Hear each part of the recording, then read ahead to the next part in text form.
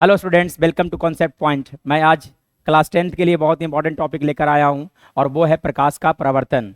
ये class 10th Bihar board के लिए बहुत ही इंपॉर्टेंट टॉपिक है, क्योंकि इससे बहुत ही चांस बनते हैं, बहुत ही ज़्यादा मार्क्स का क्वेश्चन आते हैं। तो समझते हैं कि प्रकाश का प्रवर्तन होता क्या है। देखिए, ये प्रकाश का प्रवर्तन एक ऐसा टॉपिक है बच्चों, जो कि रियल लाइफ में यूज होता है। जैसे हम लोग डेली सुबह सुबह उठते हैं, है ना, उठने के बाद नित्य क्रम करने के बाद हम लोग, है ना, बाल झाड़ने के लिए जाते हैं ऐनक के सामने, और ऐनक के सामने जाकर हम लोग देखते हैं कि आखिर हमारा चेहरा कैसा दिख रहा है, बाल झाड़ते हैं तो आखिर इस सब का प्रतिबिंब कैसे बनता है, इन सब के बारे में हम लोग इस चैप्टर में पढ़ने जा रहे हैं। तो समझते हैं सबसे पहले कि प्रकाश, कुछ कुछ बेसिक टर्म्स से हम लोग स्टार्ट करेंगे, जो कि क्लास 8 के बच्चों को पढ़ना होता है, क्लास 9 के बच्चों को पढ़ना होता है। तो सबसे पहले देखा जाए, उन सारी टर्म्स के बारे में बात किया जाए।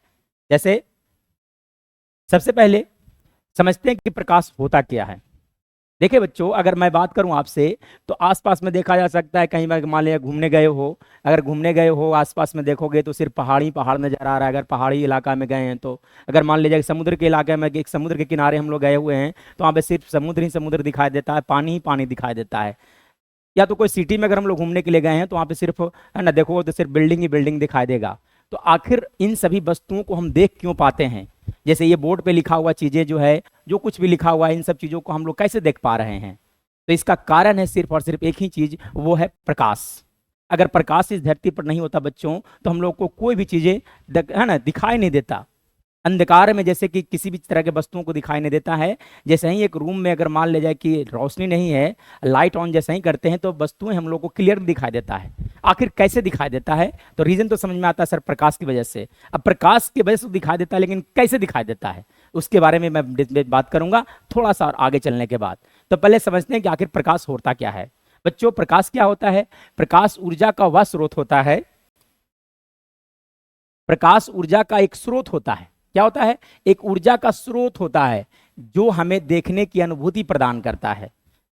यानी कि अगर आपसे कोई पूछता है कि बच्चों के प्रकाश क्या होता है, तो डेफिनेशन क्या बोलिएगा? कि ऊर्जा का वह स्रोत जिससे हमें देखने की अनुभूति प्रदान होता है, उसे हम लोग प्रकाश कहते हैं। यानी कि आसपास के वस्तुओं को देख पाते हैं, प्रकाश की वजह से ही देख पाते हैं। अगर प्रकाश नहीं होता तो हमें आसपास की कोई वस्तुएं दिखाई नहीं देता। नेक्स्ट देखा जाए, प्रदीप्त वस्तु क्या होता है बच्चों। तो प्रदीप्त वस्तु मतलब क्या होता है? कि कुछ ऐसे वस्तुएं हैं आप, हम ना, हमारे आसपास में, जो कि प्रकाश अपना खुद उत्पन्न कर सकता है। जैसे मैं बात करूं, इस डायग्राम में देखा जा सकता है कि देखिए ये सूर्य है, ये सूर्य हो गया। अगर मैं बात करूं सूर्य के बारे में, तो सूर्य भी जो है अपना प्रकाश खुद उत्पन्न करता है। जानते हैं कि यहाँ पे हाइड्रोजन हीलियम में कन्वर्ट हो रहा है, इसलिए प्रकाश उत्पन्न करता है। ये देखिए टॉर्च, जैसे ही हम लोग स्विच ऑन करते हैं तो प्रकाश ये अपना खुद उत्पन्न कर सकता है। देखिए मोमबत्ती, जैसे ही से हम लाइट करते हैं तो अपने आप ये प्रकाश देना उत्पन्न कर देता है। ठीक है। इन द सेम वे अगर बल्ब के बारे में बात किया जाए, जैसे स्विच ऑन करेंगे तो प्रकाश देने लगता है। तो वैसे वस्तुएं जो अपना खुद प्रकाश उत्पन्न कर सकता है, उस तरह के वस्तुओं को हम लोग बोलते हैं प्रदीप्त वस्तु। यानी कि अगर देखा जाए बच्चों डिफिनेशन को, तो कैसा क्या लिखा हुआ है? वैसे वस्तुएं जो अपना प्रकाश उत्सर्जित करती है, वैसे वस्तुएं जो अपना प्रकाश खुद उत्पन्न कर सकता है, उस तरह के वस्तुओं को हम लोग बोलते हैं प्रदीप्त वस्तु बोलते हैं, ल्यूमिनस ऑब्जेक्ट बोला जाता है। नेक्स्ट, अप्रदीप्त वस्तु। अप्रदीप्त वस्तु मतलब क्या होगा? ठीक प्रदीप्त वस्तु का उल्टा, मतलब कुछ वैसे वस्तुएं होते हैं जो प्रकाश अपना उत्पन्न नहीं कर सकता है। जैसे मैं बात करूं, क्लासरूम में आप बैठे हुए हो, देखो ये सब बच्चे जो है क्लासरूम में बैठे हुए हैं, तो देखिए यहाँ बेंच रखा हुआ है, बेंच अपना प्रकाश उत्पन्न नहीं कर सकता है। या तो इवन ये देखो सब बच्चा बैठा हुआ है, तो इन सब बच्चों के भी शरीर से प्रकाश अपना खुद उत्पन्न नहीं कर सकता है। बल्कि इसके ऊपर जब प्रकाश पड़ता है, शरीर के ऊपर, मान लीजिए कि बेंच के ऊपर प्रकाश पड़ता है, तो प्रकाश करने के बाद प्रवर्तित होता है, वापस लौट करके आता है। समझेंगे? टॉपिक हमारा वो है, समझेंगे आगे चल करके। जैसे देखिए बुक रखा हुआ है, बुक भी अपना प्रकाश उत्पन्न नहीं कर सकता है। और देखा जा सकता है चंद्रमा हो गया। हाँ बच्चों, बहुत सारा बच्चा को इस बात का कंफ्यूजन होता है, उसे लगता है कि चंद्रमा प्रदीप्त वस्तु है। तो चंद्रमा अप्रदीप्त वस्तु होता है, कारण चंद्रमा के ऊपर सूर्य का रोशनी पड़ता है और उसी को, है ना, परावर्तित करता है। ठीक है, इसलिए चंद्रमा भी हो गया अप्रदीप्त वस्तु हो गया। देखिए पहाड़ है, पहाड़ का भी अपना खुद का रोशनी, ये रोशनी अपना उत्पन्न नहीं कर सकता है। तो वैसे वस्तुएं जो कि खुद का प्रकाश नहीं उत्पन्न कर सकता है, उसे हम लोग बोलते हैं अप्रदीप्त वस्तु। अब समझते हैं प्रकाश की किरण क्या होता है।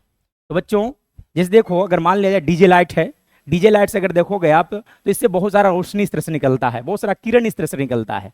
तो एक सरल रेखा में चलने वाली प्रकाश को किरण कहा जाता है बच्चों।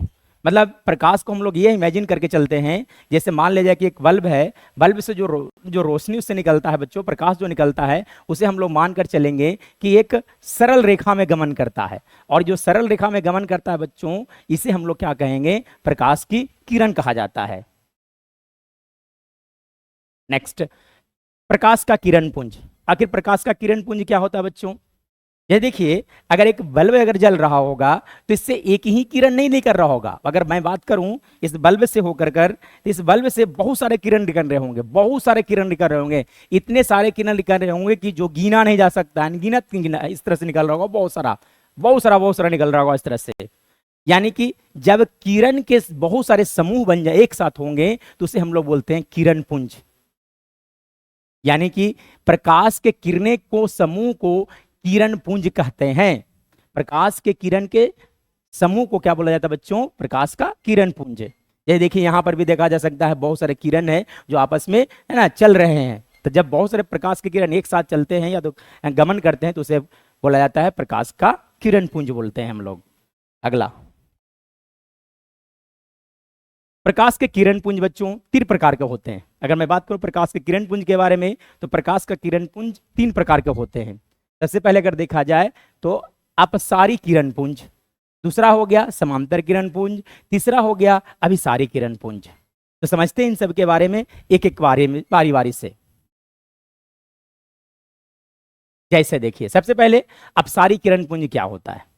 ये देखिए, अपसारी किरण पुंज किसे कहते हैं बच्चों? अगर मैं बात करूं आपसे तो इस प्रकार के किरण पुंज जो एक सरल बिंदु स्रोत से निकलकर फैलती जाती है, उसे हम अपसारी किरण पुंज कहते हैं। मतलब एक इस तरह का किरण पुंज के बारे में सोचना है जो किसी बिंदु स्रोत से निकल करके फैलती है। जैसे अगर मैं बात करूं टॉर्च से, तो टॉर्च अगर यहाँ पे जल रहा है बच्चों, तो इससे प्रकाश जो है निकलने के बाद चारों तरफ फैलती है इस तरह से। और जब प्रकाश की किरण चारों तरफ फैल रही होगी तो इसे हम लोग बोलते हैं प्रकाश का, है ना, अपसारी किरण पुंज बोलते हैं। जैसे देखिए, यहाँ पे मैं मान लेता हूँ कि कोई भी एक वस्तु है ना, कोई भी एक वस्तु है जो प्रकाश उत्पन्न कर रही है, और यहाँ से प्रकाश जो है वो निकलती है और इधर की ओर गया। फिर यहाँ से ये वाला देख सकते हैं कि ये गया, और यहीं से देखो ये भी इधर की ओर जा रहा है, ये भी इधर की ओर जा रहा है। ये सारे के सारे जो देख रहे हैं, ये प्रकाश का किरण है जो एक ही स्रोत से निकल करके फैल रहा है। यानी कि फैलते हुई प्रकाश के किरण पुंज को हम लोग बोलते हैं अपसारी किरण पुंज। ओके, नेक्स्ट, अगला देखा जाए समांतर किरण पुंज किसे कहते हैं बच्चों? तो समांतर किरण पुंज के बारे में बात किया जाए बच्चों, यहां 2 होगा, 3 नहीं होगा। दूसरा नंबर, समांतर किरण पुंज किसे कहते हैं? मतलब कुछ ऐसे प्रकाश के किरण होंगे जो कि समांतर गमन करेंगे। जब समांतर गमन करते हैं तो उस तरह के प्रकाश के किरण पुंज को हम लोग बोलते हैं प्रकाश समांतर किरण पुंज। जैसे देखा जा सकता है इस डायग्राम में, ये एक प्रकाश का किरण है, फिर देखिए दूसरा है ये भी किरण है, तीसरा है ये भी किरण दिख रहा है, थर्ड नंबर ये भी किरण है, फोर्थ नंबर देखा जाए ये भी किरण है। मैं बात करूं इन सभी किरणों के बारे में, तो एक सरल रेखा में गमन कर रही है, और सरल रेखा में गमन कर रही है, साथ साथ सबके सब देखा जाएगा तो एक दूसरे का समांतर है। इस तरह के किरण पुंज को हम लोग बोलते हैं समांतर किरण पुंज। नेक्स्ट देखा जाए अभिसारी किरण पुंज किसे कहा जाता है? अभिसारी मतलब इस तरह का किरण पुंज होगा बच्चों जो एक बिंदु पर आकर मिलने वाला होगा। देखा जा सकता है इस डायग्राम में बच्चों कि देखिए इधर से किरण पुंज ये आया, देखिए इधर से एक किरण आ रहा है, एक किरण इधर से आ रही है, एक किरण इधर से, एक किरण इधर से, और इस तरह से देख सकते हैं सबके सब एक ही बिंदु पर मिल रहा है। जब एक ही बिंदु पर मिलती हुई किरण होती हैं तो उसे हम लोग बोलते हैं, है ना, अभिसारी किरण पुंज बोला जाता है। नेक्स्ट, अब हम लोग समझते हैं कि पारदर्शी, पारभासी और अपारदर्शी वस्तु क्या होता है और किसे कहते हैं। तो समझते हैं कि सबसे पहले कि पारदर्शी वस्तु क्या होता है। ये देखिए इस डायग्राम में देखा जा सकता है बच्चों, है ना, ये मैग्नीफाइंग ग्लास है, ये देखिए सिंपल ग्लास जो हम लोग के घर में होता है, और ये मैं बात करूं तो पानी है, यहाँ वाटर देखा जा सकता है, पानी है, ठीक है। तो मैं बात करूं तो जैसे ग्लास के बारे में अगर बात किया जाए जो कि हमारे घरों में यूज होता है, तो इसके बारे में अगर बात करूं बच्चों, इससे अगर मान लिया जाए कि यहां से अगर लेजर लाइट से अगर लाइट भेजोगे तो क्या होगा कि ये लाइट जो है इससे आर पार हो जाएगा। जैसे घर के अगर शीशा, अगर कुछ ऐसा शीशा है जो कि कंप्लीट किसी रंग का नहीं है, तो उससे अगर आप प्रकाश दीजिएगा तो है ना, कि अगर मान लीजिए लेजर लाइट से लाइट दिया जाएगा तो उससे आर पार हो जाएगा। यानी कि उस तरह के वस्तुएं जिनसे होकर प्रकाश आसानी से पार कर सकता है उसे हम लोग बोलते हैं पारदर्शी वस्तु। जैसे कि एग्जाम्पल में देखा जा सकता है जल हो गया, ठीक है कि नहीं, और मैं बात करूं तो ग्लास हो गया, और ये देखिए मैग्नीफाइंग ग्लास हो गया। इन सब से होकर कर करके प्रकाश जो है वो पार कर सकता है, इसलिए इन सभी वस्तुओं को हम लोग बोलते हैं पारदर्शी वस्तु। नेक्स्ट, पारभासी। ये पारभासी वस्तु क्या होता है बच्चों, मतलब कि कुछ इस तरह के वैसे पदार्थ जिनसे होकर प्रकाश अंशतः रूप से पार करते हैं। अंशतः छूट गया बच्चों, जिनसे होकर वैसे पदार्थ जिनसे होकर प्रकाश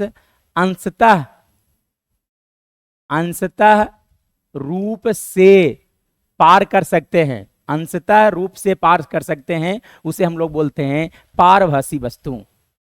जैसे कि देखा जा सकता है कि घरों में खिड़कियां जो बनी होती है, वो इस तरह का घर खिड़कियां जो होती है वो अंदर से बाहर देख सकते हैं, लेकिन बाहर के लोग अंदर नहीं देख सकते हैं।